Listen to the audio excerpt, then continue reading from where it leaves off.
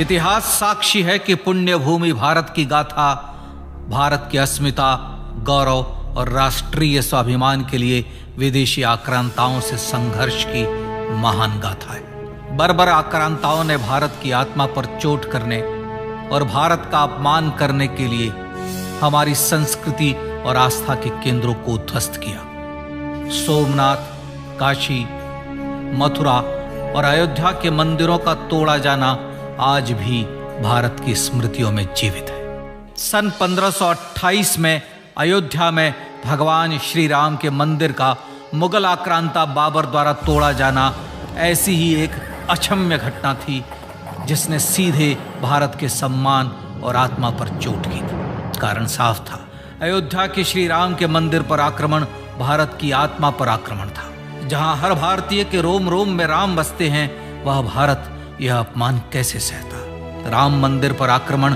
भारत को आहत कर गया था। विदेशी हमलावर अपनी बर्बरता दिखाते गए और भारत अपने आत्मगौरव को फिर से पाने के लिए संघर्ष करता रहा। भारत रामलला के जन्म स्थान पर बाबर के नाम पर बने एक ढांचे को देखता और उसे हटाने का संकल्प लेकर शक्ति संजोया करता। हिंदू समाज आत्मसम्मान के रण में डटा रहा और लगातार हमलावरों द्वारा बनाए गए बाबरी ढांचे को हटाने के लिए लड़ता रहा। सरयू कई बार रक्त से लाल हुई। कभी स्थानीय शासकों ने तो कभी साधु संतों और राम भक्तों ने राम जन्मभूमि की मुक्ति के लिए अपने प्राणों की आहुति दी। 74 बार युद्ध हुए। हम कुछ मोर्चे हारे, पर रण जीतने का संकल्प कभी कम नहीं हुआ। हिंदू समाज तलवारों से रक्त रंजित हुआ, पर उसने हार नहीं मानी। उसका संकल्प अजेय था। 15 अगस्त 1947 को देश की आजादी के साथ सैकड़ों सालों से चले आ रहे इस संघर्ष में नई ऊर्जा और एक नया मोड़ आया। अचानक 23 दिसंबर 1949 को बाबरी ढांचे में श्री राम लला प्रकट हुए। हजारों राम भक्त दर्शन के लिए उमड़ पड़े। तत्कालीन प्रधानमंत्री पंडित जवाहरलाल नेहरू ने उत्तर प्रदेश सरकार को श्री राम लला को विवादित ढांचे से हटाने का आदेश दिया। उत्तर प्रदेश सरकार ने अयोध्या के कलेक्टर को यह काम दिया और यह निर्देश भी कि जरूरत पड़ने पर वे बल का प्रयोग भी करें। अयोध्या के कलेक्टर ने सरकार को उत्तर दिया कि यह नरसंहार के बिना संभव नहीं है, और फिर भी वह ऐसा चाहती है तो किसी दूसरे कलेक्टर से यह काम करवा ले। परिणाम स्वरूप रामलला की मूर्ति वहीं विराजमान रही। विवादित ढांचे को बंद कर दिया गया। केवल पुजारी को सेवा अर्चना के लिए भीतर जाने की अनुमति थी। फिर भी राम भक्त विवादित ढांचे के बाहर से प्रभु श्री राम की आराधना करते रहे। भारत के हिंदू समाज के लिए चुनौतियां और बढ़ गई। मामला अदालत में गया। विपक्षी दलों द्वारा अदालत में भगवान श्री राम के अस्तित्व पर सवाल उठाए गए। उनके अयोध्या में ही जन्म लेने का प्रमाण मांगा गया। भारत का जनमानस अब आहत हो उठा था। आजाद भारत में भी हिंदू समाज को अपनी आस्था और श्रद्धा के लिए संघर्ष करना पड़ रहा था। चुनौतियों के इस समय में सन 1984 में विज्ञान भवन दिल्ली में विश्व हिंदू परिषद ने धर्म संसद का आयोजन किया। इस संसद में देश भर के संतों ने राम जन्मभूमि की मुक्ति के लिए आह्वान किया और राम जन्मभूमि मुक्ति यज्ञ समिति का गठन किया। धर्म संसद ने राम जन्मभूमि की मुक्ति और वहां भगवान श्री राम के भव्य मंदिर बनाने के भारत के जनमानस के संकल्प को फिर से दोहराया। विश्व हिंदू परिषद के नेतृत्व में मंदिर निर्माण के लिए पूरे देश में अभूतपूर्व आंदोलन की शुरुआत हुई। श्री राम जन्मस्थली मुक्ति यज्ञ समिति के साथ देश भर में राम जानकी की रथ यात्राएं निकली। राम लीलाओं में राम कथा के माध्यम से भारत का आम जन फिर से जुटा। अब सबके मन में एक ही प्रण था, एक ही लक्ष्य था। अयोध्या में जन्मभूमि पर भगवान श्री राम के भव्य मंदिर का निर्माण। सन 1989 में विश्व हिंदू परिषद द्वारा गांव-गांव से रामशिला पूजन करके अयोध्या भेजी गई। 2,75,000 गांवों से रामशिलाएं अयोध्या पहुंची। भव्य राम मंदिर के शिलान्यास का निर्णय हुआ। पूज्य संत महात्माओं और हिंदू समाज के अन्य प्रमुख नेताओं के निर्णय के अनुसार अनुसूचित जाति के प्रमुख नेता श्री कामेश्वर चौपाल ने 9 नवंबर 1989 को मंदिर निर्माण का पहला पत्थर रखा। राम जन्मभूमि पर मंदिर निर्माण के लक्ष्य की पूर्ति के लिए सन 1990 में सोमनाथ से अयोध्या के लिए श्री लाल कृष्ण आडवाणी ने रथ यात्रा की शुरुआत की। देश में जन भावनाओं का ज्वार उमड़ने लगा। श्री लाल कृष्ण आडवाणी के रथ यात्रा के साथ साथ मंदिर के लिए जन समर्थन बढ़ने लगा और छद्म सेकुलरवाद बेनकाब होने लगा। इस जन आंदोलन को रोकने की तमाम कोशिशें हुई पर सब व्यर्थ हुई। विश्व हिंदू परिषद ने देशवासियों से अयोध्या में जन्मभूमि पर मंदिर निर्माण के लिए 30 अक्टूबर और 1 नवंबर 1990 को कार सेवा का आह्वान किया। परिणाम स्वरूप लाखों राम भक्त कार सेवा के लिए देश के कोने कोने से अयोध्या आए। इससे देश की एकात्मता का विराट दर्शन हुआ।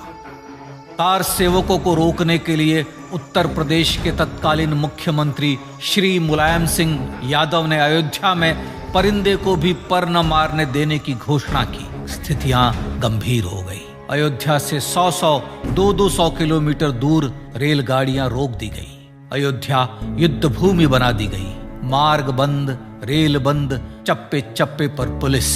अयोध्या सैनिक छावनी में बदल गई। राम नाम पर ऐसी पाबंदी कि अर्थी ले जा रहे लोगों तक को रोका गया क्योंकि वे राम नाम सत्य कह रहे थे। लेकिन सैकड़ों किलोमीटर की यात्रा कर कार सेवक अयोध्या पहुंचने लगे। राम के गीत गाते, होठों पर हंसी और पांव में छाले लिए राम काज के लिए राम भक्त देश विदेश से अयोध्या पहुंच ही गए। कार सेवकों पर गोलियां चली। अनेक कार सेवक शहीद हुए।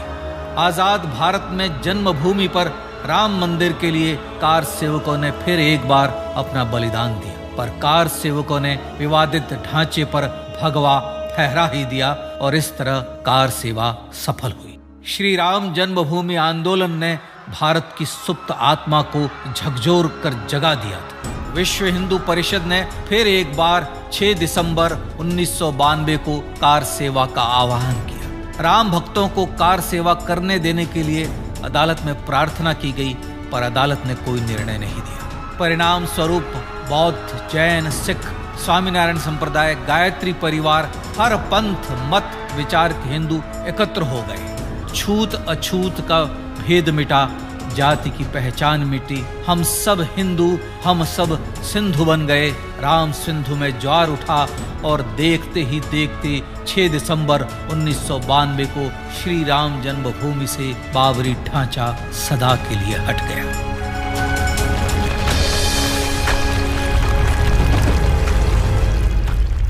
यह क्षण शौर्य, न्याय और सत्यमेव जयते का क्षण था।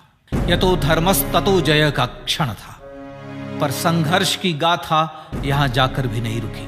छद्म सेकुलरवादियों द्वारा भारत और भगवान श्री राम के इतिहास को झुठलाने के लिए अदालतों में चुनौतियों का सिलसिला चलता रहा, जो 1950 से चल रहा था। हिंदू सिखों के बीच से गुजरते हुए भगवान श्री राम का दर्शन करने के लिए विवश थे। यह स्थिति थी आजाद भारत में श्री राम और राम भक्तों की। पर सत्य को तो जीतना ही था।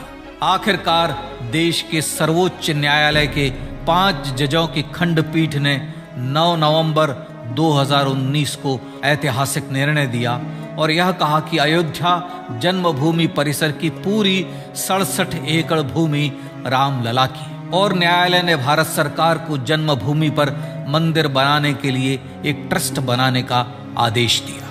सर्वोच्च न्यायालय के आदेश के अनुसार भारत सरकार ने 5 फरवरी 2020 को श्री राम जन्मभूमि तीर्थ क्षेत्र नाम के ट्रस्ट का गठन किया और राम जन्मभूमि न्यास की भूमि जो सरकार द्वारा अधिग्रहित की गई थी, उसे ही नवनिर्मित न्यास को वापस दे दिया गया। 5 अगस्त 2020 को भारत के प्रधानमंत्री श्री नरेंद्र मोदी ने श्री राम जन्मभूमि तीर्थ क्षेत्र के अध्यक्ष पूज्य महंत नृत्य गोपाल दास, राष्ट्रीय स्वयंसेवक संघ के पूज्य सरसंघ चालक डॉक्टर मोहन भागवत एवं उत्तर प्रदेश के मुख्यमंत्री श्री योगी आदित्यनाथ की उपस्थिति में श्री राम जन्मभूमि पर भगवान श्री राम के भव्य मंदिर के लिए भूमि पूजन कर निर्माण कार्य का शुभारंभ किया। इस तरह लगभग 500 वर्षों से राम जन्मभूमि की मुक्ति के संघर्ष का पटाक्षेप हुआ। अपने आत्मसम्मान और राष्ट्रीय अस्मिता के लिए इतना लंबा संघर्ष विश्व के इतिहास में बेजोड़ है। श्री राम भारत की आत्मा, भारत की परिभाषा, हमारे राष्ट्रीय आदर्शों और जीवन मूल्यों के प्रतिनिधि मर्यादा पुरुषोत्तम हैं, जो हर हिंदू के होठों पर जन्म से मृत्यु तक रहे। बस यही हर हृदय में प्रार्थना होती है। राम भारतीय राष्ट्रीय स्वाभिमान और आसेतु हिमालय से समुद्र पर्यंत तक जन जन को एकात्मता के बंधन में बांधने वाले रक्षा सूत्र है। अयोध्या स्थित श्री राम जन्मभूमि पर बाबर का हमला वास्तव में भारत के स्वाभिमान और राष्ट्रीयता पर हमला था। प्रधानमंत्री श्री नरेंद्र मोदी द्वारा श्री राम जन्मभूमि पर राम मंदिर का पुनः निर्माण न केवल बाबरी मानसिकता का पराभव है, बल्कि संपन्न, सुखी, सुसंस्कृत, सर्वशक्ति संपन्न स्वराष्ट्र का सूर्योदय भी है। यह उस राम राज्य की दिशा में वह कदम है जिसकी अभिलाषा राज राजेंद्र चोल, कृष्णदेव राय, छत्रपति शिवाजी महाराज से लेकर महात्मा गांधी तक ने की थी। अयोध्या में जन्मभूमि पर भगवान श्री राम का मंदिर न सिर्फ राष्ट्रीय गौरव होगा, बल्कि वह श्री राम के आदर्शों का राष्ट्र मंदिर होगा।